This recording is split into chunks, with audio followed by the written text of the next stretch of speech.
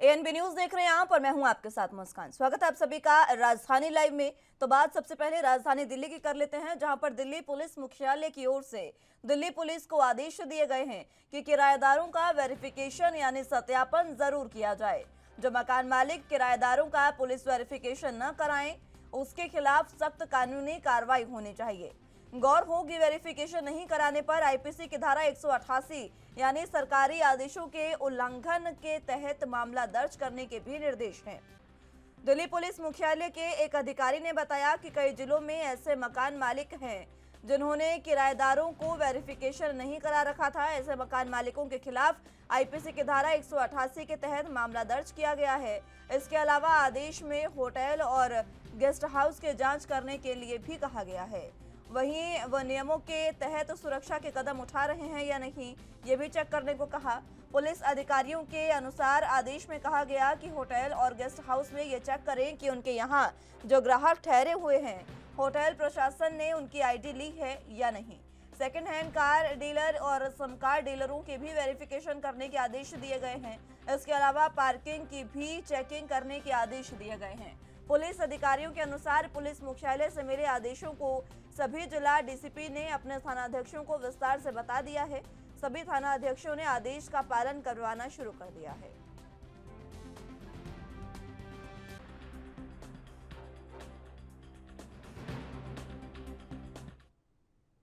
जरा जानकारी के लिए दिल्ली से संवाददाता राजीव तिवारी हमारे साथ मौजूद है। राजीव, फिलहाल जिस तरीके से दिल्ली में प्रशासन की ओर से आदेश जारी किए गए हैं, ये सतर्कता आखिर किस तरीके से बरती जा रही है? देखिए, बिल्कुल सही कहा आपने। यहाँ पर बात करें 15 अगस्त के मद्देनजर रखते हुए लगातार कहीं ना कहीं सुरक्षा एजेंसियों के पास कहीं ना कहीं इस तरीके की जानकारी मिलती है कि 15 अगस्त के मद्देनजर रखते हुए कहीं ना कहीं आतंकी जो है वो दिल्ली के अंदर आ सकते हैं, और इसी को लेकर कहीं ना कहीं बड़ी सुरक्षा के अंदर कई बार चूक देखने को मिलती है। मगर अब दिल्ली पुलिस जो है वो लगातार सतर्क होती नजर आती है, और लगातार ये भी कोशिश की जा रही है कि 15 अगस्त से पहले ही इसकी सुरक्षा की जाए। मगर यहाँ पर जिस तरीके से बात करें अब दिल्ली पुलिस की, तो दिल्ली पुलिस जो है वो लगातार जिन मकान मालिकों ने अपने किराएदारों की वेरिफिकेशन नहीं कराई है, उनके ऊपर भी कार्रवाई की जाएगी। धारा 188 के तहत कहते हैं कानून उल्लंघन करने का केस दर्ज किया जाएगा और उनके ऊपर सजा भी की जाएगी। मगर कोशिश ये की जा रही है कि हर इलाके के अंदर ये चेक किया जाए कि उनके जो किराएदार है मकान मालिकों के द्वारा के उनके किराएदार जो है उन्होंने वेरिफिकेशन की है, नहीं कराई है, तो जो करा ले, और करा रखी है तो उसको एक बार थाने के अंदर जमा कराए। यानी कि हर तरीके से कोशिश की जा रही है किसी भी गतिविधि को ना होने दिया जाए। मगर यहाँ पर बात करें कार डीलरों की, बाइक डीलरों की, जो बड़े बड़े सेकंड हैंड कार या फिर कहें बाइक या फिर कहें स्कूटर जो है वो बेचते हैं, सेल परचेज करते हैं, उनके लिए भी कहीं ना कहीं आदेश जारी किए गए हैं कि वो भी डॉक्यूमेंट्स ले, आधार कार्ड ले, ताकि जो व्यक्ति पूरा सेकंड हैंड गाड़ी खरीद रहा है या फिर जो बेच रहा है उसके लिए भी कहीं ना कहीं सुरक्षा के मद्देनजर रखते हुए इस तरीके के कदम उठाए जाए। मगर होटलों की बात करें, रेस्टोरेंटों की बात करें, वहां पर भी दिल्ली पुलिस को आदेश दिए गए हैं कि दिल्ली पुलिस जो वो चेक करे कि जो उनके पास या फिर होटलों के अंदर, कमरों के अंदर जो गेस्ट रुके हुए हैं या फिर जो ग्राहक रुके हुए हैं उनकी भी वेरिफिकेशन की जाए, या फिर आधार कार्ड वगैरह चेक किया जाए। अगर कोई नहीं करता है तो उसके ऊपर दिल्ली पुलिस जो है वो सख्ती से कार्रवाई करेगी। धारा 188 के तहत मामला दर्ज किया जाएगा, उसके ऊपर कार्रवाई की जाएगी, और होटल को भी या फिर कहे रेस्टोरेंट को भी सील किया जा सकता है। मगर यहाँ पर बात करें मकान मालिक की, तो मकान मालिक के लिए भी कहीं ना कहीं आदेश जारी कर दिए गए हैं, और इसको लेकर हर थाने की जो पुलिस है वो अपनी तरफ से पूरी तरीके से कोशिश करती हुई नजर आ रही है, और लगातार ये भी कोशिश की जा रही है 15 अगस्त से पहले इस तरीके की किसी भी तरीके की गतिविधि या फिर कहे कोई लापरवाही वो नहीं हो पाए। जी। लगातार सरकार जो है और प्रशासन जो है वो पूरे तरीके से सतर्क है, लेकिन अब आदेश जारी कर दिए गए हैं, इसका पालन करवाने के लिए अधिकारी क्या कर रहे हैं? क्योंकि कई बार हम देखते हैं कि आदेशों की अवहेलना बहुत बार होती है। दिल्ली पुलिस की तरफ से या फिर अधिकारियों की तरफ से कई बार अवहेलना देखने को मिलती है, जिसका कहीं ना कहीं आतंकी या फिर कहे जो दूसरे लोग होते हैं वो कहीं इसका फायदा उठाते हैं। मगर यहाँ पर बात करें जिस तरीके से कह सकते हैं दिल्ली पुलिस की, तो दिल्ली पुलिस अब 15 अगस्त से पहले ही, यानी कि अभी जुलाई का महीना चल रहा है और इसके लास्ट में ही उन्होंने शुरुआत कर दी गई है, ताकि जो 15 दिन उनके पास होंगे विशेष, वो कहीं ना कहीं सुरक्षा के मद्देनजर रखते हुए कोई भी चूक नहीं होनी चाहिए। मगर यहाँ पर बात करें जिस तरीके से दिल्ली पुलिस के द्वारा आपको कोशिश की जा रही है। हर थाने को ऑर्डर दे दिए गए हैं, हर थाने की पुलिस को ये बोल दिया गया है कि अपने अपने इलाके के अंदर, अपनी अपनी बीट के अंदर ये चेक करें कि किराएदार कितने हैं, मकान मालिक कितने हैं और मकान मालिकों के कमरों के अंदर कितने किराएदार रह रहे हैं। अगर एक से ज्यादा रह रहे हैं तो उनकी भी वेरिफिकेशन होनी चाहिए, ज्यादा रह रहे हैं तो उनकी भी वेरिफिकेशन होनी चाहिए, कम रह रहे हैं उनकी भी वेरिफिकेशन होनी चाहिए। और दिल्ली पुलिस की खास तौर पर जो टीम बनाई गई है वो ये कोशिश करेगी कि दिल्ली के अंदर किसी भी ऐसी व्यक्ति को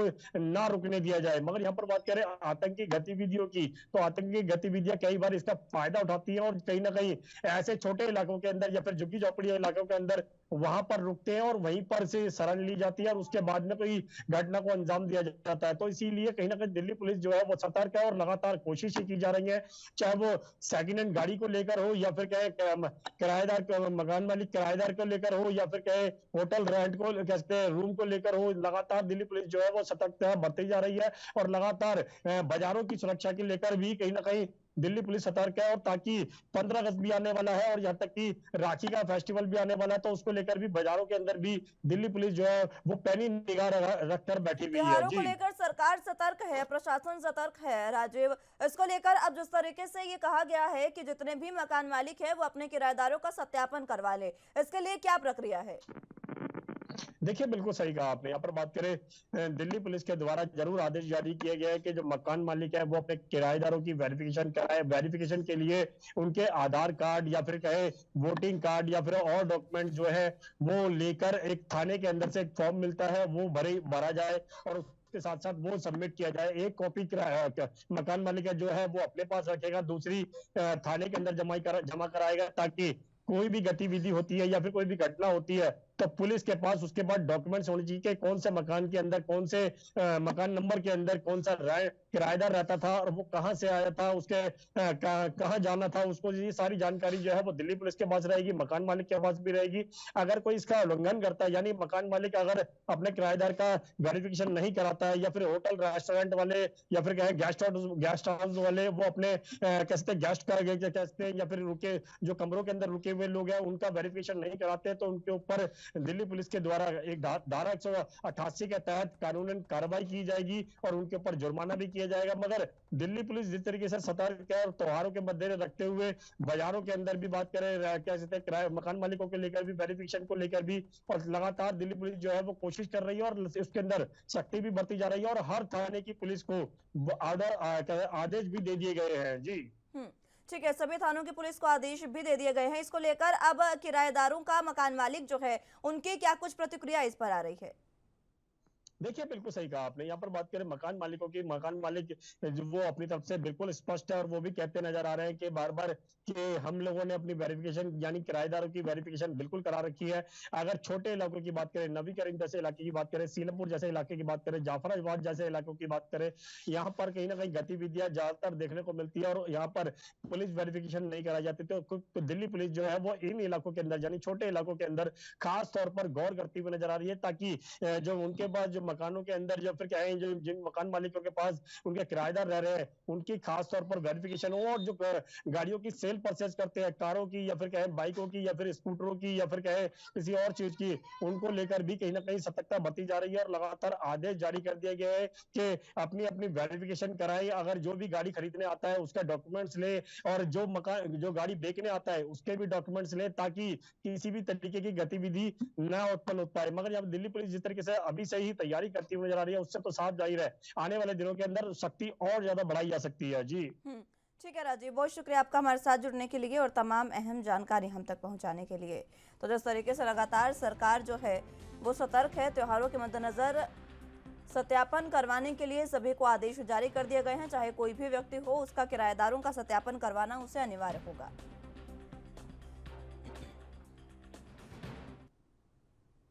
चलिए तो अगली खबर के रुख कर लेते हैं। उत्तर प्रदेश के स्वास्थ्य विभाग के निदेशक संचारी रोग डॉक्टर AK सिंह ने बताया कि प्रदेश में सभी कोविड अस्पताल में 10-10 बेड मंकीपॉक्स मरीजों के लिए आरक्षित करने को कहा गया है।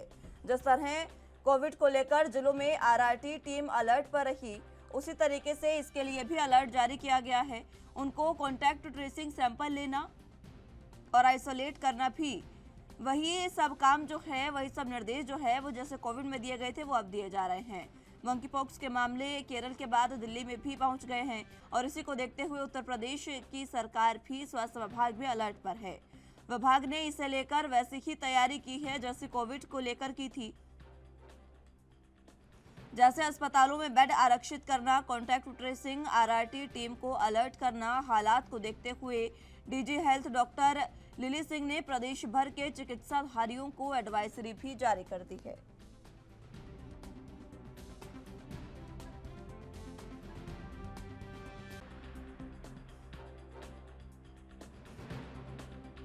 पॉक्स जो है वो लगातार फैलता जा रहा है। इसको लेकर आपको बता दें कि पहले केरल से मामले सामने आए थे, उसके बाद एक पहला केस दिल्ली से सामने आया है, जिसके बाद दिल्ली से केस सामने आने के बाद पड़ोसी राज्यों में भी सतर्कता बढ़ गई है। आपको बता दें कि दिल्ली सरकार के साथ साथ यूपी सरकार भी मंकी पॉक्स को लेकर लगातार सतर्क है, सक्रिय है और सीधे तौर पर सरकार जो है वो अब पूरे तरीके से सतर्क होने के साथ साथ सक्रिय भी है और तैयारियां पूरी कर ली गई है। आपको बता दें कि आरआरटी टीम को पूरे तरीके से अलर्ट पर किया गया है। इसके साथ कोविड ट्रेसिंग जिस तरीके से होती थी वैसे ही मंकी पॉक्स ट्रेसिंग भी की जा रही है।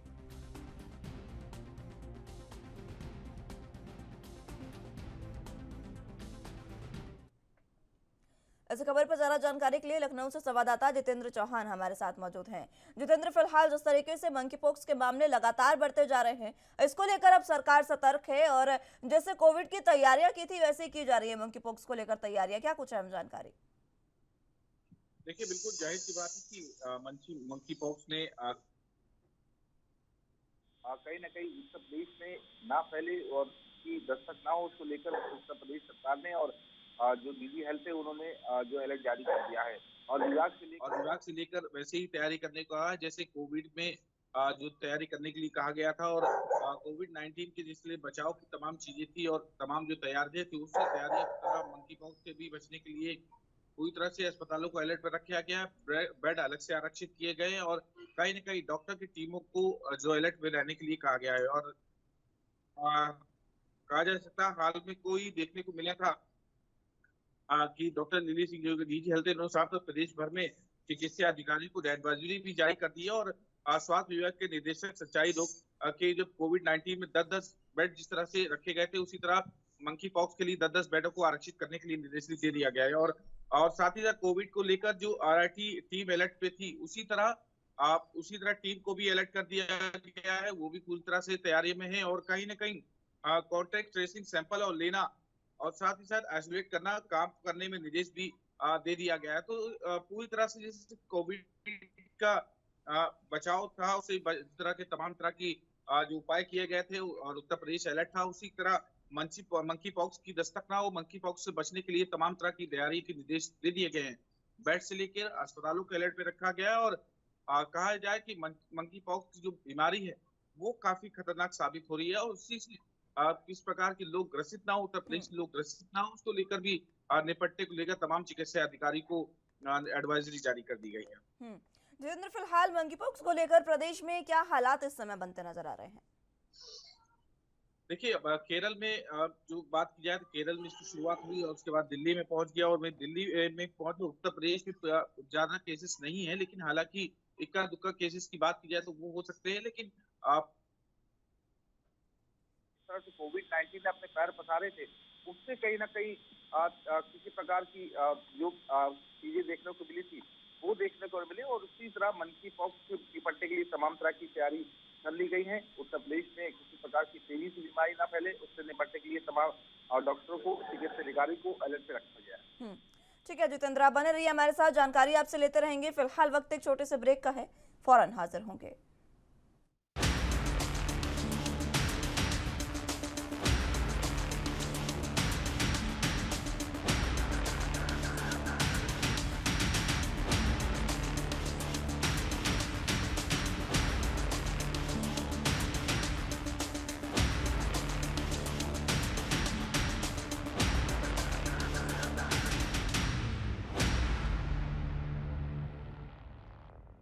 ब्रेक ब्रेक के बाद एक बार फिर से स्वागत है आप सभी का राजधानी लाइव में। बात उत्तर प्रदेश की कर रहे थे, जहां पर मंकी पॉक्स को लेकर लगातार सरकार सक्रिय है और सतर्कता भरे कदम उठाते नजर आ रही है। जरा जानकारी के लिए संवाददाता जितेंद्र चौहान हमारे साथ मौजूद हैं। जितेंद्र, फिलहाल एक बार फिर से रुख आपका करना चाहूंगी, क्योंकि देखिए जिस तरीके से दिल्ली में पहला केस सामने आया है, उस पहले केस के बाद अब पड़ोसी राज्यों में भी खतरा लगातार बढ़ता जा रहा है दिल्ली के साथ साथ। अब प्रदेश सरकार सतर्क है, लेकिन इसको ट्रेसिंग के लिए क्या कुछ किया जा रहा है? क्योंकि कई लोगों की हिस्ट्री नहीं है, कोई भी ट्रैवल हिस्ट्री नहीं है, उसके बावजूद भी वो इस बीमारी से पीड़ित पाए जा रहे हैं। इससे लोग इससे ग्रसित नहीं है और कहीं ना कहीं उस पर नजर रखने की कॉन्ट्रैक्ट ट्रेसिंग के लिए एयरपोर्ट पे टीम लगाई गई है और रेलवे स्टेशन से लेकर तमाम जो टीम है उसको अलर्ट पे रखा गया है। और जो भी जिस पे भी शक होगा उसको पूरी तरह से उसकी जांच की जाएगी। जांच के बाद ही उसको आगे जाना चाहिए। और वही बात की, मंकी पॉक्स जो बीमारी है वो पुरानी बीमारी है, कोई नई बीमारी नहीं। 1950 में ये बंदरों के समूह में पाया गया था एक वायरस है और वेरियोल चेचक का ये प्रेरक एजेंट भी कहा जा सकता है। ये इस तरह की बीमारी है और कहा जा सकता है कि जो लोग बंदरों के ये खरगोश के संपर्क में आते हैं, जो मांस खाते हैं, उससे कहीं ना कहीं उनको ये बीमारी। और डॉक्टरों के अनुसार बात की जाए तो ये हवा में फैलने वाली बीमारी नहीं है। ये जो इनके संपर्क में आने के, बंदरों के संपर्क में आने के या खरगोश इस तरह की जो गिलहरी है उनसे कहीं ना कहीं संपर्क आने में फैलता है। और कहा जा सकता है कि सबसे खतरनाक भी मंकी पॉक्स की बीमारी कहा जा सकती है। और बात की जाए लक्षणों की तो एक्यूबेशन पीरियड जो 6 से 13 दिन का होता है, उससे कहीं ना कहीं 5 से 21 दिन तक हो सकता है। ऐसा जैसे कि कोविड-19 में रखा गया था आइसोलेशन में, उसी तरह से आइसोलेट होना पड़ता है। और इससे कहीं ना कहीं बचाव के लिए मतलब है कि संक्रमित होने के लक्षण दिखते ही कहीं ना कितने दिन से रहना है, जैसे 13 दिन भी और 5 से 21 दिन भी रह सकता है। और सूजन हो सकती है, सिर में दर्द हो सकती है, पेट में दर्द हो सकता है, मांसपेशियां दर्द, थकान, इस तरह के लक्षण मंकी पॉक्स के। और ये कहा जा सकता है कि चेचक का दूसरा रूप है। और जिस तरह से चेचक की बीमारी संक्रमित होती है और लोगों को संक्रमण से चपेट में लेती है, उसी तरह मंकी पॉक्स के भी लक्षण है। तो कहीं ना कहीं इससे बचने के लिए उत्तर प्रदेश सरकार ने अलर्ट कर दिया है और अलर्ट पर पूरी टीमों को रखा है, चाहे वो चिकित्सा अधिकारी हो, चाहे वो अस्पताल हो, अस्पताल में बेड की सुविधा हो, और उससे निपटने की तमाम जो व्यवस्थाएं उसको कहीं ना कहीं तैयारी उत्तर प्रदेश सरकार कर चुकी है। ठीक है जितेंद्र, ये जिस तरीके से एक संक्रामक बीमारी है, अब अगर किसी मरीज को ये हो जाए तो उसके बाद उसको फैलने से रोकने के लिए सरकार के पास किस तरीके की सुविधाएं हैं? स्वास्थ्य विभाग के पास किस तरीके की सुविधाएं हैं फिलहाल? उत्तर प्रदेश सरकार ठोस कदम उठा रही है और कहीं कहा जा सकता है कि जहां जिस तरह प्रमुख सचिव ने डीजी हेल्थ ने आदेश जारी किए हैं, तो वहीं दूसरी तरफ उत्तर प्रदेश सरकार में डिप्टी सीएम है ब्रजेश पाठक, उन्होंने भी इसको लेकर अलर्ट जारी किया और अधिकारियों से बात भी की है और किस तरह से निपटा जाएगा उस तरह की व्यवस्थाओं को भी सुचारू रूप से करने के लिए कहा गया है। और कहा जा सकता है उत्तर प्रदेश सरकार भी इसको लेकर सक्रिय है। बीमारी कोविड-19 को जिस तरह से देखने को मिली थी कि लोगों का जीना दूभर तक हो गया था, उससे इस तरह की लोगों की मृत्यु तक हुई थी, उससे इस तरह की समस्या ना हो, उस समस्याओं से वो तस्वीरें जो सामने कोविड-19 में आई थी, उन तस्वीरों जैसी उत्तर प्रदेश में तस्वीर नजर ना आए, उसके लेकर पूरी तरह से उत्तर प्रदेश सरकार अलर्ट में है। और सरकार ने अधिकारी को, अस्पतालों को अलर्ट पर रहने के लिए कहा है। आइसोलेशन वार्ड से लेकर तमाम जो सुविधाएं होती है उससे निपटने के लिए सरकार ने बिल्कुल भी निर्देश दिए आज के। ठीक है जितेंद्र, बहुत शुक्रिया आपका हमारे साथ जुड़ने के लिए और तमाम अहम जानकारी हम तक पहुंचाने के लिए। तो फिलहाल खबरों में आगे बढ़ते हैं। मुख्यमंत्री भगवंत मान के नेतृत्व वाली पंजाब सरकार की नशा और भ्रष्टाचार के विरुद्ध जीरो टॉलरेंस नीति को जोरों से इस पर जारी रखते हुए पंजाब पुलिस ने 2 व्यक्तियों को नशे के मामले में फंसाने और मोटी रकम वसूलने के मामले में एक इंस्पेक्टर समेत 3 पुलिसकर्मियों को बर्खास्त कर दिया है। बर्खास्त किए गए पुलिसकर्मियों की पहचान इंस्पेक्टर परमिंदर सिंह बाजवा, एएसआई अंग्रेज सिंह और हेड कांस्टेबल जोगिंदर सिंह के रूप में हुई है, जो कि फिरोजपुर में नारकोटिक्स कंट्रोल सेल में तैनात थे। सेवाओं में घोर लापरवाही के लिए इंस्पेक्टर बाजवा को फिरोजपुर रेंज के inspector general of police Jaskaran Singh ने बर्खास्त किया है, जबकि एएसआई अंग्रेज और हेड कांस्टेबल जोगिंदर को एसएसपी फिरोजपुर सुरेंद्र लांबा ने बर्खास्त किया है। तीनों कर्मचारियों को भारत के संविधान के अनुच्छेद 311(2) के अंतर्गत बर्खास्त किया गया है। जानकारी साझा करते हुए director general of police Punjab Gaurav Yadav ने बताया कि इंस्पेक्टर बाजवा, एएसआई अंग्रेज और हेड कांस्टेबल जोगिंदर के नेतृत्व में एंटी नारकोटिक सेल फिरोजपुर की टीम ने अन्य पुलिस अधिकारियों के साथ मिलकर 20 जुलाई 2022 को 2 व्यक्तियों को गिरफ्तार किया था और उनसे 1 किलो हीरोइन और 5 लाख रुपए की बरामदगी दिखाकर उनको नशे के झूठे मामले में फंसाया था। अब इस संबंध में मुलजिम इंस्पेक्टर बाजवा द्वारा थाना फिरोजपुर छावनी में एनडीपीएस एक्ट की अलग अलग धाराओं के तहत एफआईआर भी दर्ज की गई है। डीजीपी गौरव यादव ने स्पष्ट शब्दों में कहा कि वर्दी पहनकर गलत काम करने वालों को बर्दाश्त नहीं किया जाएगा और अगर कोई पुलिस अधिकारी या कर्मचारी किसी भी किस्म की कोताही में शामिल पाया गया तो उसके खिलाफ सख्त कार्रवाई की जाएगी।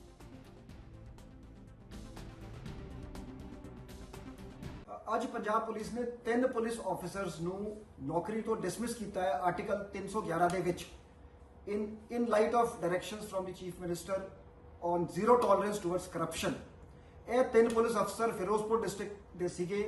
ਇਹਨਾਂ ਨੇ 2 ਲੋਕਾਂ ਨੂੰ ਫਾਲਸਲੀ ਇੰਪਲੀਕੇਟ ਕੀਤਾ ਸੀ ਇਨ ਐਨ ਐਨਡੀਪੀਐਸ ਡਰੱਗ ਕੇਸ ਤੇ ਉਹਨਾਂ ਤੋਂ ਹਿਊਜ ਅਮਾਉਂਟ ਆਫ ਮਨੀ ਐਕਸਟੋਰਟ ਕੀਤਾ ਸੀ।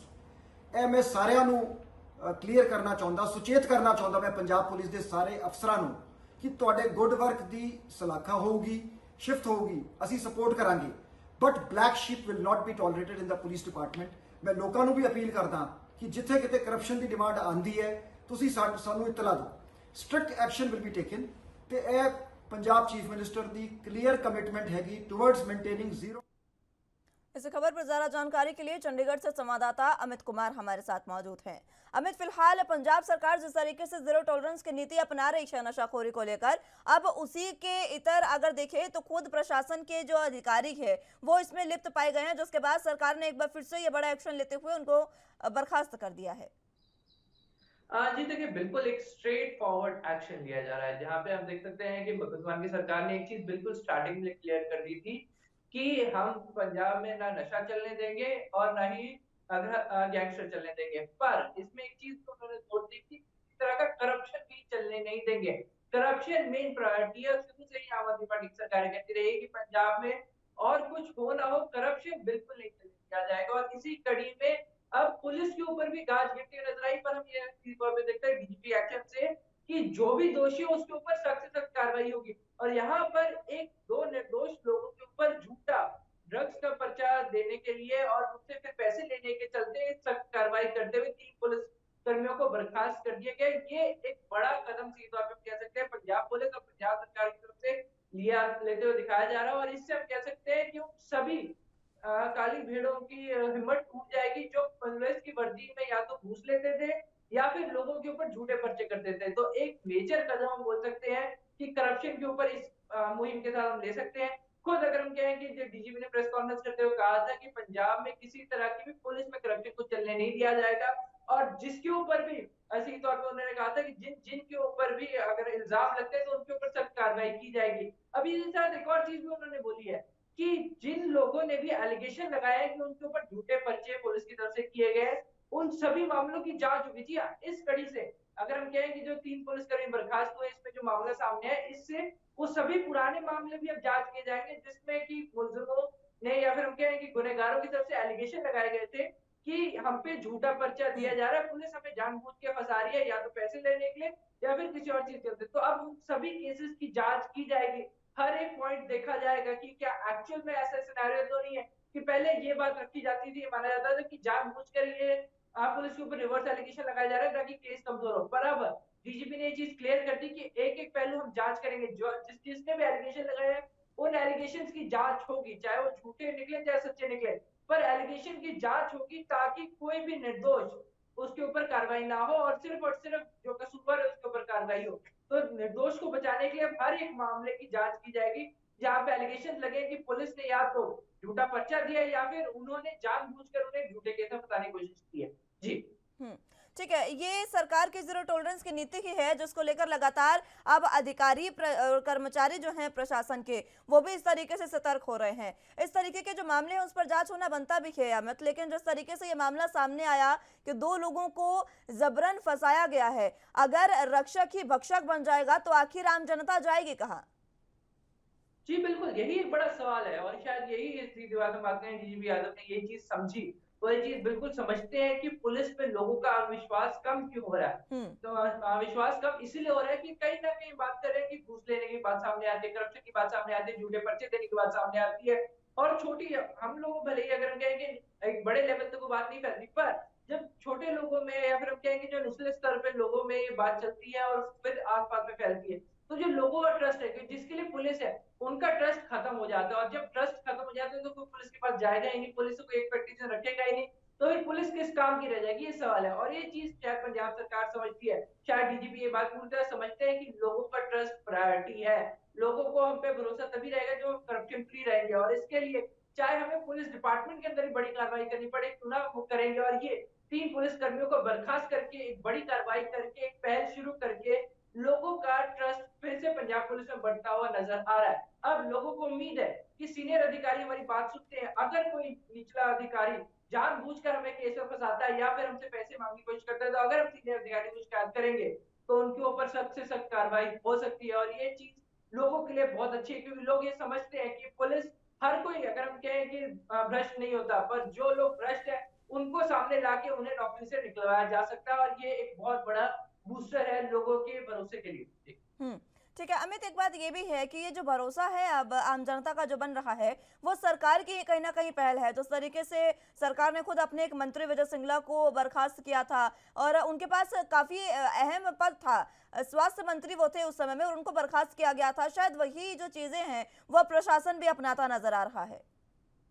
जी बिल्कुल, देखिए अगर हम कहें कि आम आदमी सरकार लीड बाय डूइंग है, अगर हम कहें कि जो चीज करके दिखाते हैं, ये नहीं सिर्फ बातों के बात करते हैं, ये वो सरकार बन चुकी है जो करके दिखाती है। इन्होंने अपने खुद के स्वास्थ्य मंत्री उस टाइम से कि सबसे बड़ा जो पॉइंट ध्यान में रखने वाला है, जो शिकायत थी सिर्फ और सिर्फ मुख्यमंत्री भगवंत मान के पास थी। वो चाहते तो इस बात को खत्म कर सकते थे, विजय सिंगला को इंटरनली वार्निंग देकर कि आप पैसे ना लें, ऐसा कुछ ना करें, नहीं तो हम आपके आगे कार्रवाई करेंगे, इस तरह की बात कह के इस मामले को दबा सकते थे, खत्म कर सकते थे। पर उन्होंने सीधे तौर पे आम आदमी ने मैसेज शुरू से दे रखा है, जीरो टॉलरेंस पॉलिसी, कि 1% का भी अगर उनके करप्शन बर्दाश्त नहीं होगा और वार्निंग ना देके सीधी बड़ी कार्रवाई की, सीधा उनके ऊपर पहले उनके मंत्री पद से उनको बर्खास्त किया, उसके बाद उनको अरेस्ट भी कराया। तो ये एक बड़ा मैसेज लोगों को भेजता है कि सरकार सबके लिए एक समान है, चाहे वो बड़े से बड़ा मंत्री है, कैबिनेट मंत्री क्यों ना हो या छोटे से छोटा अधिकारी क्यों ना हो। तो एक ये मैसेज भेज के उन्होंने ये चीज क्लियर कर दी है कि हम किसी तरह की करप्शन टॉलरेट नहीं करते हैं और लोगों का उन्हें भरोसा जागा कि नहीं ठीक है, सरकार हमारे लिए कुछ ना कुछ करने के लिए रेडी है, अगर हम उनके पास जाएंगे तो हमारी बात सुनेंगी। तो भरोसा भी लोगों का जागा है सरकार में और ये मैसेज अब सभी अधिकारी समझ गए हैं कि करप्शन कहीं बर्दाश्त नहीं होगा और अगर उन्होंने किसी तरह से करप्शन या करप्ट लोगों को बचाने की कोशिश की तो उनके ऊपर भी गाज गिर सकती है। तो अब किसी करप्ट व्यक्ति को बचाया नहीं जा रहा, उल्टा उनको सामने लाया जा रहा है, उनके ऊपर सख्त सख्त कार्रवाई की जा रही है। हम्म।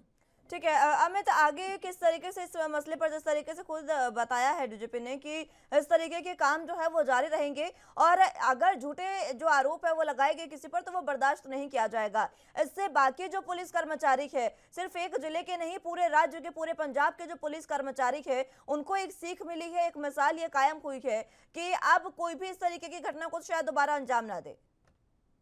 देखिए यहाँ पे मैं बोल रहा हूँ कि दोबारा अंजाम ना देकर सवाल ही खत्म हो जाता है। बात यह है कि जिसने पुराना भी किया है, पुराने में झूठे पर्चे किए हैं, उनके ऊपर भी कार्रवाई होगी। ये चीज खुद डीजीपी क्लियर कर चुकी है कि जिस जिस ऊपर एलिगेशन लगे हैं उन एलिगेशन की जांच होगी। एक क्लियर कट कह चुके हैं डीजीपी कि पंजाब में आम आदमी सरकार ने जिस जिसके ऊपर एलिगेशन लगे उन एलिगेशन की जांच होगी। वो एलिगेशन सही साबित होते तो कार्रवाई होगी, झूठे साबित होते तो उन्हें छोड़ दिया जाएगा। उन्होंने ये चीज बिल्कुल क्लियर कट की है कि जो लोग काम कर रहे हैं उनको सराहना मिलेगी, पर जो लोग सिस्टम का मिसयूज कर रहे हैं, अपनी पावर का मिसयूज कर रहे हैं और उससे फायदा लेने की कोशिश कर रहे हैं, किसी से पैसे या कुछ भी लेने की कोशिश कर रहे हैं और अगर उन्होंने पहले भी लिए तो उनके ऊपर सख्त कार्रवाई की जाएगी और उनको बख्शा नहीं जाएगा। एक क्लियर कट स्टैंड लेते हुए यहाँ पे डीजीपी नजर आ रहे हैं और इससे हम कह सकते हैं कि जो लोग पहले करप्शन कर चुके हैं उनके हौसले तो पस्त हो ही रहे हैं और जो सोच रहे थे उनके तो वैसे ही खत्म हो गए हैं। हम्म। ठीक है अमित, आगे इस पर किस तरीके की कार्रवाई की जाए, क्योंकि बर्खास्त जिनको किया गया है और उसके बाद सरकार की ओर से भी काफी सराहना प्रशासन की इसको लेकर की गई। अब विपक्ष इस पर क्या कह रहा है, क्योंकि जिस तरीके से जब विजय सिंगला को उनको बर्खास्त जब किया गया था उस समय भी विपक्ष ने कई सवाल उठाए थे। इस समय विपक्ष का क्या कहना है, साथ ही साथ ये भी बताएं कि आगे इन पर किस तरीके की कार्रवाई होगी। देखिए इसके ऊपर विपक्ष का एक स्टैंड, पॉजिटिव स्टैंड नजर आ रहा है। विपक्ष ने इस वाले जो कार्रवाई है ये सराहनीय कदम है। उन्होंने ये चीज बिल्कुल क्लियर स्पष्ट कह दी कि जो लोग करप्ट हैं, जो लोग दूसरों पे झूठा पर्चा देते हैं, उनके ऊपर सख्त से सख्त कार्रवाई होनी चाहिए और इसको वो बिल्कुल जुटला नहीं रहे हैं। उन्होंने बोला कि एक अच्छा कदम और इसकी सराहना होनी बनती है, पर साथ साथ ये भी कह रहे हैं क्या ये सिर्फ एक वन टाइम शो बन के रह जाएगा, क्या सिर्फ एक बार की घड़ी बन के रह जाएगा। ये सवाल जरूर खड़ा किया है कि ऐसे और भी कदम उठाए जाएंगे, क्योंकि अगर ऐसे और कदम उठाए जाते हैं तो पूरी तरह से इस कदम के साथ है, पर अगर इसे वन टाइम शो सिर्फ एक दिखावे का शो बन के रह जाएगा, एक पब्लिसिटी स्टंट बन के रह जाएगा, तब वो इसके ऊपर सवाल खड़ा करेंगे। ठीक है अमित, बहुत शुक्रिया आपका हमारे साथ जुड़ने के लिए और तमाम अहम जानकारी हम तक पहुंचाने के लिए। तो खबरों में आगे बढ़ते हैं। हिमाचल प्रदेश के गठन के 75 साल पूरे होने पर 4 केंद्रीय मंत्री प्रदेश में आएंगे। विभिन्न कार्यक्रमों में शामिल करने के लिए 4 मंत्रियों को सरकार की ओर से आमंत्रण भी दिया गया है। आमंत्रित करने के लिए सूची बनाने का काम शुरू हो गया है। 1 के 15 अगस्त तक प्रदेश के सभी विधानसभा क्षेत्रों में प्रदर्शनियां भी लगाई जाएंगी। कार्यक्रम के सफल आयोजन के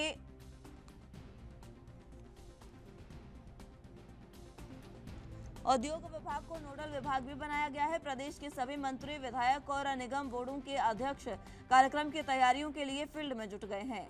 मुख्यमंत्री जयराम ठाकुर इन दिनों नई दिल्ली के दौरे पर हैं। बीजेपी के केंद्रीय नेताओं के साथ चर्चा कर मुख्यमंत्री 4 मंत्रियों के नाम फाइनल कर रहे हैं। जल्द केंद्रीय मंत्रियों के नाम और उनके हिमाचल आने के शेड्यूल को भी जारी कर दिया जाएगा। कार्यक्रमों की मॉनिटरिंग के लिए मुख्यमंत्री जयराम ठाकुर की अध्यक्षता में 2 कमेटियां भी गठित की गई हैं।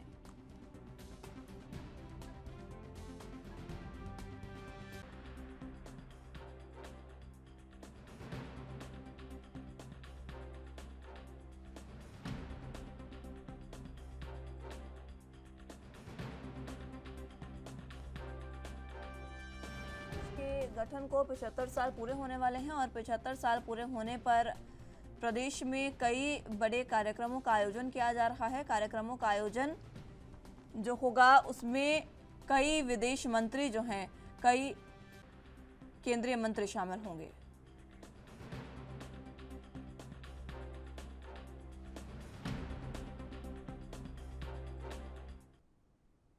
ज्यादा जानकारी के लिए हिमाचल प्रदेश से ब्यूरो चीफ टीना ठाकुर हमारे साथ मौजूद हैं। टीना जी, फिलहाल जिस तरीके से 75 साल पूरे होने वाले हैं प्रदेश के गठन को, उसको लेकर सरकार पूरे तरीके से प्रयासरत है कि किस तरीके से इस जश्न को और ज्यादा रंगीन बनाया जाए। जी, बिल्कुल आपने सही कहा, क्योंकि 75 साल हिमाचल को अस्तित्व में आने को लेकर हो रहे हैं और ऐसे में जो हिमाचल सरकार है इस कार्यक्रम को बड़े स्तर पर मनाने की तैयारी कर रही है। और इसको लेके मुख्यमंत्री ने पिछले दिनों 2 कमेटियों का गठन भी किया है और उनकी अध्यक्षता में ये कमेटियां बनाई गई हैं। इनमें से जो एक कमेटी है उसमें मुख्यमंत्री जयराम ठाकुर के जो मंत्री है, विधायक है, नेता है भाजपा के, वो शामिल है। दूसरी तरफ जो दूसरी कमेटी है उसमें जो ब्यूरोक्रेट हैं, अधिकारी है, प्रशासनिक अधिकारी, उनको शामिल किया गया है। तो ऐसे में जो सभी मंत्री है, विधायक है, निगम बोर्डों के अध्यक्ष है, उन सभी को ये जिम्मेदारी दी गई कि फील्ड में जाकर ये जो कार्यक्रम होना है इसकी तैयारियां करें, क्योंकि ये जो कार्यक्रम है बहुत महत्वाकांक्षी रहने वाला है। सभी जो विभाग है उनको कहा गया है कि अपनी जो उपलब्धियां उनको लेके जो बुकलेट है वो तैयार करें। और जो 1 अगस्त से जो 15 अगस्त के बीच में जो ये है प्रदर्शनी है विभिन्न विभागों की, वो जिलों में लगनी शुरू हो जाएंगी। और जो विभिन्न जैसे बागवानी है, उद्योग है, और इसमें जो आपको बताएं कि उद्योग विभाग है जो उसको नोडल जो विभाग है वो बनाया गया है। उसके अलावा जो सारे विभाग है उन सभी को कहा गया कि अपनी बुकलेट तैयार करें। इसमें 2 तरह की बुकलेट जो है प्रदर्शित की जाएगी, वितरित की जाएगी लोगों के बीच। एक तो जो राज्य सरकार की जो अब तक की 75 साल की जो उपलब्धियां हैं हिमाचल की, उसमें उसको प्रदर्शित किया जाएगा राज्य स्तरीय उस पे।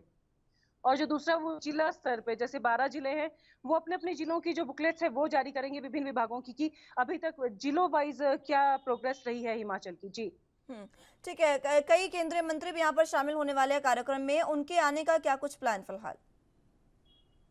जी, बिल्कुल जो ये कार्यक्रम है उसमें केंद्रीय जो मंत्री हैं, वो शिरकत करेंगे और इसके लिए जो मुख्यमंत्री जयराम ठाकुर है, दिल्ली गए हैं, केंद्रीय नेताओं के साथ विमर्श करेंगे और उसके बाद जो है नेताओं के जो केंद्रीय मंत्री हिमाचल आएँगे, उनके नाम फाइनल करेंगे।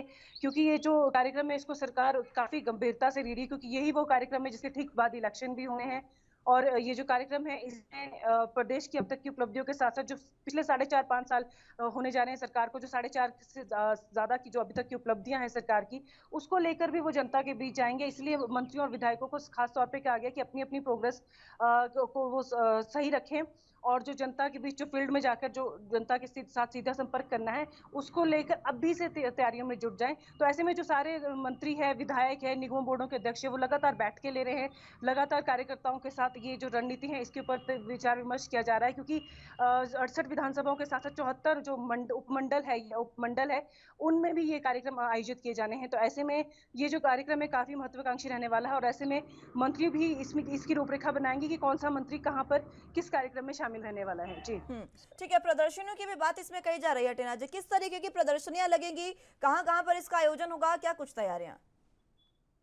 जी, बिल्कुल जो ये प्रदर्शनियाँ हैं वो जिलों स्तर पर 12 जो जिले हैं उस पर आयोजित की जाएगी। राजधानी शिमला है यहाँ पे बड़े स्तर पर आयोजित की जाएगी। और इसमें जो है अब जैसे मैंने पहले भी कहा है विभिन्न जो विभाग है, चाहे वो बागवानी है, उद्योग है चाहे स्वास्थ्य विभाग है, वो अब तक की जो उपलब्धियाँ हैं वो अपनी बुकलेट के ज़रिए और प्रसार करेगा कि अभी तक जो उनका जो उपलब्धियों भरा सफ़र रहा है 75 साल में एक विभाग ने कितना सफ़र तय किया है और आगे आने वाले दिनों में क्या लक्ष्य उन्होंने रखा और किस तरह उसको हासिल करेंगे वो। इस तरह की प्रदर्शनी है वो आयोजित की जाएगी और वो जो शुरू होगी 1 से 15 अगस्त के बीच में ये प्रदर्शनियाँ विभिन्न जिलों में लगाई जाएँगी। ठीक है, क्या ये देखा जाए क्योंकि हिमाचल है अपनी ही संस्कृति को लेकर काफी प्रचलित है, तो ये जो प्रदर्शनियां होंगी, ये जो कार्यक्रम होगा, इसमें हिमाचल की संस्कृति की झलक देखने को मिलेगी?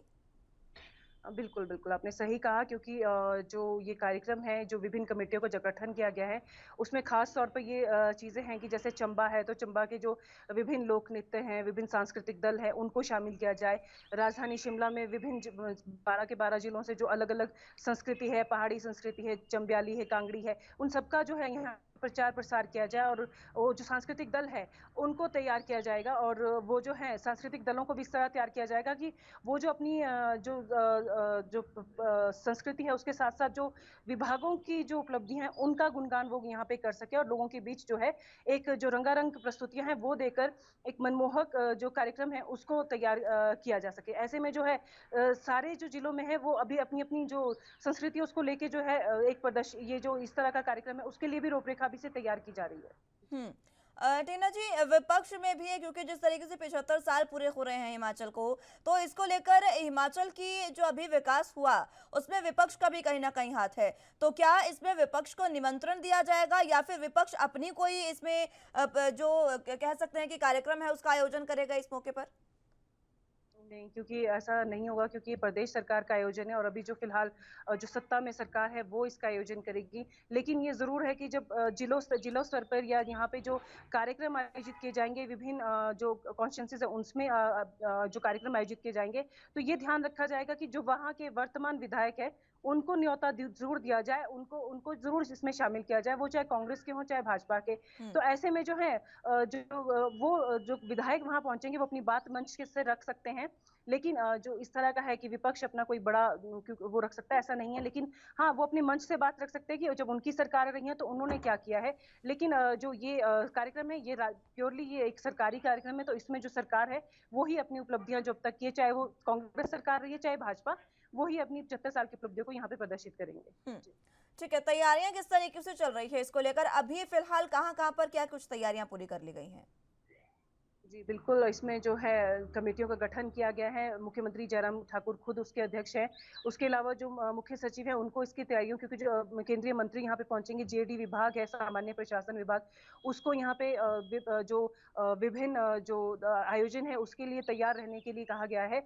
तो फिलहाल जो मुख्यमंत्री ने खुद ये इसकी जो 75 कार्यक्रम इसकी जो अध्यक्षता की थी और उनका कहना था कि गौरवशाली इतिहास हिमाचल का रहा है, तो ऐसे में जो गौरवशाली इतिहास है उसको संस्कृति के साथ-साथ उसको लोगों तक सीधा पहुँचाया जाए, ताकि लोगों को पता लग सके कि छोटा राज्य होने के बावजूद हिमाचल ने क्या बड़ी उपलब्धियां हासिल की हैं। तो ऐसे में जो विभिन्न मंत्री है वो भी अपने अपने विभागों की बैठकें ले रहे हैं और उनसे जो बुकलेट है और वो जो अभी प्रदर्शनी में लगाई जाएंगी और उसके अलावा जो उपलब्धियां हैं उनके लिए वो लगातार बैठकें कर रहे हैं और आने वाले दिनों में जो है ये बुकलेटें 1 अगस्त को ये जारी कर दी जाएंगी विभिन्न विभागों द्वारा। ये जो कार्यक्रम आयोजित किया जा रहा है प्रदेश सरकार द्वारा, इसमें आने वाले विधानसभा चुनावों में किस तरीके से असर देखने को मिलेगा? जी बिल्कुल। जो ये जो ध्येय है मतलब अ, भाजपा सरकार का वो जो निशाना है वो आने वाले विधानसभा चुनाव ही हैं। आप देखिए कि 68 की 68 कॉन्स्टिट्यूंसी को इसमें लिया गया है। सभी विधानसभाओं में इस कार्यक्रम का आयोजन होगा।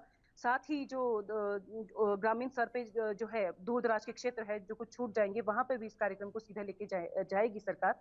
तो ऐसे में सीधा है कि सरकार 75 साल की उपलब्धियां तो बताएगी, लेकिन अपने जो पिछले 4.5 साल की जो उपलब्धियां हैं, कोरोना में 2 साल बीत जाने के बावजूद किस तरह हिमाचल सरकार आगे बढ़ी, किस तरह विभिन्न विभागों की उपलब्धियां अभी तक की रही हैं। पिछले सरकारों से कहा जा रहा है, दावा किया जा रहा है कि कोरोना काल होने के बावजूद विभिन्न विभागों ने बहुत अच्छा परफॉर्मेंस किया है इन 3 सालों में। तो जो सरकार है वो अपनी उपलब्धियां बताएगी कि कोरोना होने के बावजूद उन्होंने कितना बेहतरीन काम किया और कोरोना काल नहीं होता और इस तरह की उनको कठिनाइयों का सामना नहीं करना पड़ता तो इससे कहीं ज्यादा वो लक्ष्य हासिल कर सकते थे।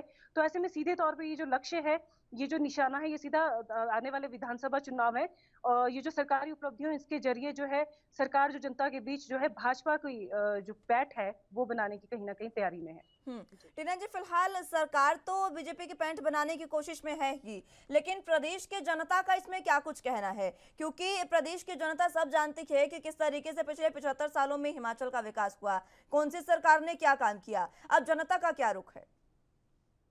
जी, जनता का तो इस तरह का है कि वो जानती है कि कांग्रेस का कितना कार्यकाल रहा, भाजपा का कितना रहा, किस मुख्यमंत्री का कितना योगदान रहा है। तो ऐसे में जो है जो ये प्रदर्शनियां हैं जब आयोजित की जाएंगी, जब लोगों के फीडबैक लिए जाएंगे, उसी वक्त सही स्थिति पता लगेगी। लेकिन अभी जो लोग हैं वो ऐसे कार्यक्रमों में खूब वो अपना जो है गौरवान्वित महसूस करते हैं कि हमारा हिमाचल है, छोटा राज्य है, लेकिन उसके बावजूद कई बड़े राज्यों के लिए अनुकरणीय जो काम है हिमाचल ने किए हैं।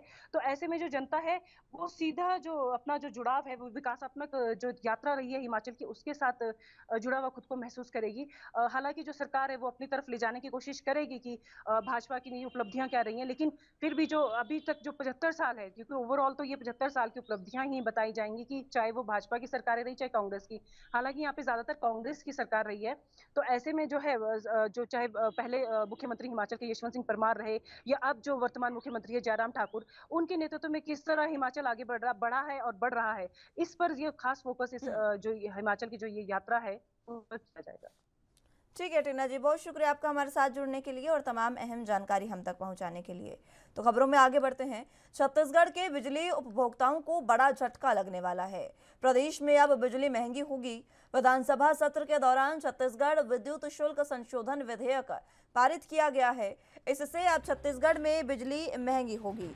इसको लेकर सदन में विपक्ष ने जमकर हंगामा भी किया। इस पे चर्चा के दौरान बीजेपी विधायक अजय चंद्राकर ने सरकार को घेरा। चंद्राकर ने कहा कि विद्युत शुल्क में बढ़ोतरी कर सरकार अपनी जेब भरने जा रही है। इससे पहले गौठाना के सेस, कोरोना सेस, शराब पर सेस लगाकर लूटा गया है।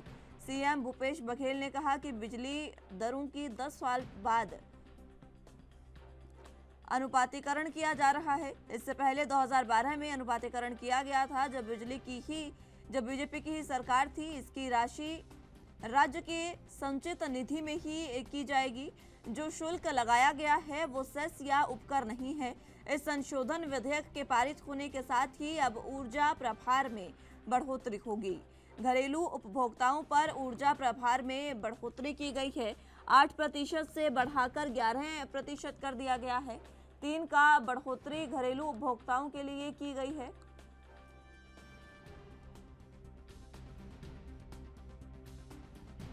घरेलू उपभोक्ताओं के लिए 12% से बढ़ाकर 17% कर दिया गया है। सीमेंट उद्योग में 15 से बढ़ाकर 21% किया गया है। 25 हॉर्स पावर तक के एलटी उद्योगों के लिए 3 से बढ़ाकर 4% सेस कर दिया गया है। मिनी स्टील प्लांट और फेरो एलॉयज इकाइयों के लिए 6 से बढ़ाकर 8% किया गया। आटा चक्की, आयल थ्रेसर एक्सपेलर के लिए 3 से बढ़ाकर 4 किया गया है। कोयला और ईंधन की दरों में वृद्धि के चलते ऊर्जा प्रभार में भी बढ़ोतरी की जा रही है।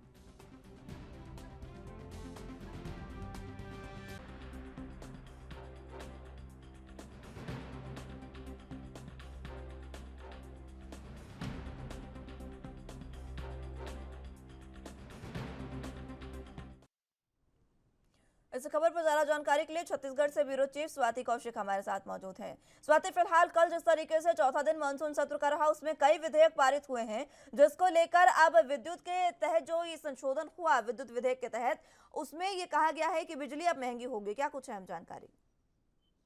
देखिए पल्लवी, कल कई विधेयक जो हैं वो पारित हुए हैं, जिसपे कुछ उच्च शिक्षा विभाग से भी संबंधित है, और ये जो मेन जो जनता को डायरेक्ट इफेक्ट करने वाला है वो बिजली वाला है। तो कल के अगर सदन की हम बात करें, विधानसभा का चौथा दिन था, भरपूर हंगामेदार रहा, बहुत सारी चर्चाएं हुई, देर रात तक सदन चला है।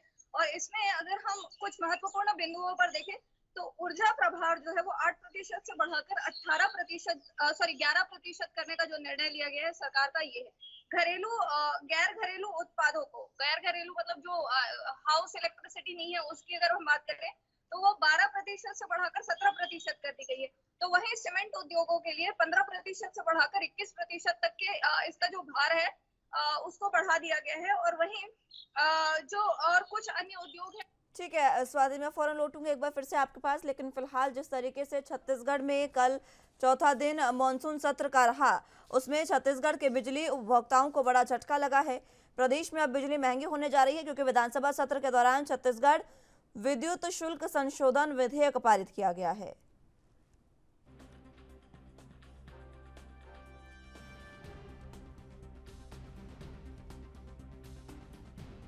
चलिए स्वाति हमारे साथ एक बार फिर से जुड़ चुके हैं। स्वाति, अपनी बात पूरी करें। तो वहीं अगर इस पे पूरी बात करें आज के विधानसभा सत्र की, तो आज विधानसभा का 5वां दिन है और लगभग 37 बिंदुओं पर विपक्ष जो है वो ध्यानाकर्षण लेके आई है। तो प्रश्नकाल के बाद ध्यानाकर्षण बहुत हंगामेदार रहने की उम्मीद है। अजय चंद्राकर, शिवरतन शर्मा, प्रमोद शर्मा जैसे जो दिग्गज विधायक हैं, बीजेपी के बहुत पुराने विधायक हैं, इन लोगों ने कोयले की अवैध भंडारण जैसे मुद्दों पर, क्योंकि बिजली की समस्या पूरे देश में चली है और कोयला देश का बड़ा राज्य है, जहां से कोयला जो है कोयले के क्षेत्र में, बिजली के क्षेत्र में यहाँ पे बड़ा काम होता है। तो यहाँ इस विषय पर ध्यानाकर्षण लगा है। तो वहीं जो बहुत पहले से चल रहा है मुद्दा हसदेव अरण्य का, जहाँ कोयला खनन की प्रक्रिया जो है जारी है, जो ये पूरा जो खनन का कार्य है वो अडानी ग्रुप को दे दिया गया है, जिसका बहुत दिनों से जो प्रदेश की जनता है वो विरोध कर रही है, वहां के रहने वाले आदिवासी जो है वो विरोध कर रहे हैं। तो इस मुद्दे पर चर्चा के लिए इसको अशासकीय प्रस्ताव के रूप में जो जोगी कांग्रेस के विधायक है धर्मजीत सिंह जी, वो लेकर आए हैं। जी स्वाति, फिलहाल बिजली विधेयक की बात करें तो सरकार का ये कहना है कि 10 साल बाद इसमें कोई संशोधन किया गया है, तो अब इतना तो जनता को मानना चाहिए, ये सरकार कह रही है। लेकिन इस पर अब क्या प्रतिक्रिया जनता की आ रही है, क्योंकि बिजली दरें एकदम से महंगा हो जाना, महंगाई पहले ही बहुत ज्यादा बढ़ रही है और कांग्रेस तो लगातार महंगाई के खिलाफ रही है। अब सरकार क्या कर रही है, इस पर किस तरीके से विचार कर रही है और जनता क्या कह रही है? देखिए जी, बिल्कुल इसको अगर हम देखें तो ये दो तरीके से समझने वाली चीज है कि एक तो घरेलू बिजली जो है, घरेलू बिजली में बिल हाफ बिल वाला जो मामला है, ये प्रदेश में शुरू से चल रहा है जब से कांग्रेस की सरकार आई है। तो इस बार जो ये संशोधन हुआ है बिलों में, ये घरेलू इलेक्ट्रिसिटी को लेकर नहीं है, ये जो बाकी जो चीजें हैं उस पर वृद्धि हुई है। तो अभी तो ये बिल्कुल डायरेक्ट तौर पे लग नहीं रहा है कि घरेलू जो उपभोक्ताएं हैं उनको इससे कोई ज्यादा फर्क पड़ेगा। पर हाँ, ये उद्योगों को लेकर जिस हिसाब से सीमेंट सेक्टर में बढ़ा है और जिस हिसाब से ऊर्जा के क्षेत्र में बढ़ा है, उस हिसाब से तो बिल्कुल लग रहा है कि कहीं ना कहीं ये महंगाई बढ़ने का प्रदेश में कारण हो सकता है। जी ठीक है स्वाति, कल चौथे दिन में और क्या कुछ मानसून सत्र में खास रहा? देखिए, अगर चौथे दिन की बात करें तो बहुत सारे विषय जो हैं वो उठे हैं। जैसे रेडी टू ईट का मामला है, एक पूरा महीना जो है रेडी टू ईट की सप्लाई नहीं हो पाई है, जबकि इस प्रदेश सरकार जो है वो कुपोषण के लिए कुपोषण विरोधी अभियान चलाती है, सुपोषण अभियान चलाती है प्रदेश में। लेकिन एक महीना जो है वो किसी कारणवश ट्रांसपोर्टेशन को रीजन बताते हुए इसको मंत्री ने क्लियर किया, विभागीय मंत्री ने। तो बहुत सारे कल विषय सदन में रहे। सदन खत्म होते होते कुछ विषयों पर चर्चा हुई, जिसमें से ऊर्जा भी एक महत्वपूर्ण था। एक उच्च शिक्षा विभाग का जो मुद्दा है वो कल काफी चर्चा में रहा, क्योंकि जो वहाँ के डीन है उनका कार्यकाल जो है वो बढ़ाना था। स्वामी विवेकानंद यूनिवर्सिटी है इंजीनियरिंग की, उस पे कार्यकाल 4 साल था जिसको बढ़ाकर 5 साल कर दिया गया है। तो कुछ महत्वपूर्ण मुद्दे कल भी रहे और आज की अगर बात करें तो आज लगभग 4 से 5 पन्ने की कार्यसूची आई है जिसमें ये बिल्कुल जताया जा रहा है कि हंगामेदार तो सदन रहेगा ही और सदन हंगामेदार रहने के साथ साथ ये बहुत लंबा चलने की भी संभावनाएं हैं क्योंकि 38 बिंदुओं पर ध्यान आकर्षण आना ये अपने आप में बहुत बड़ा विषय है। जी ठीक है। स्वाति, आज किस तरीके से ये पूरे सत्र का 5वां दिन हंगामेदार रहने वाला है, क्या कुछ इसको लेकर कोई प्रतिक्रिया? जी, 5वें दिन की अगर हम आज की बात करें तो प्रश्नकाल के बाद शून्यकाल में विपक्ष कई मुद्दों पर अपना स्थगन प्रस्ताव लेकर आने वाली है। स्थगन प्रस्ताव के बाद की अगर हम बात करें तो अभी जैसे हम देख पा रहे हैं कि डीएमएफ फंड मद की राशि वे अनियमितता को लेकर सदन इनको घेरने की तैयारी में है, सरकार को घेरने की तैयारी में। कोयले के भंडारण को लेकर सदन घेरने की तैयारी में है। रायपुर में महत्वपूर्ण विकास कार्य जो होने हैं उसको लेकर विपक्ष के जो नेता है बृजमोहन अग्रवाल वो पूरी तैयारी में है विपक्ष को घेरने की। प्रदेश में नशीले पदार्थों के अवैध बिक्री एवं हत्या लूट के मामले को लेकर ध्यान आकर्षण लगा है। वन मंत्री अकबर एवं जलवायु परिवर्तन ने 2022 में असमयित व्यक्तित्व के आवास के शासकीय प्रस्ताव जो है वो पारित होने हैं। विधायक अजय चंद्राकर ने प्रदेश के हाइब्रिड बीज की गुणवत्ता टेस्टिंग के लिए अलग लैब खोले जाने के लिए अशासकीय संकल्प लाने की तैयारी की है। तो वहीं जोगी कांग्रेस के जो विधायक है धर्मजीत जी, उनने हसदेव क्षेत्र में आवंटित सभी कोल ब्लॉकों को रद्द करने के लिए अशासकीय संकल्प प्रस्तुत करना है आज विधानसभा में। जी ठीक है। लगातार जो विपक्ष है वो सरकार को इस सत्र में घेर रहा है, कई अहम मुद्दे इसमें उठे। हमने पहले भी बात की, शराब नीति का विरोध इसमें हुआ और कहीं ना कहीं टीएस सिंहदेव के इस्तीफे की भी हमने बात कर ली। लेकिन विरोध में जो विपक्ष कर रहा है विरोध, उस पर सरकार पर क्या असर है? सरकार क्या उनके किसी बात पर मंथन कर रही है?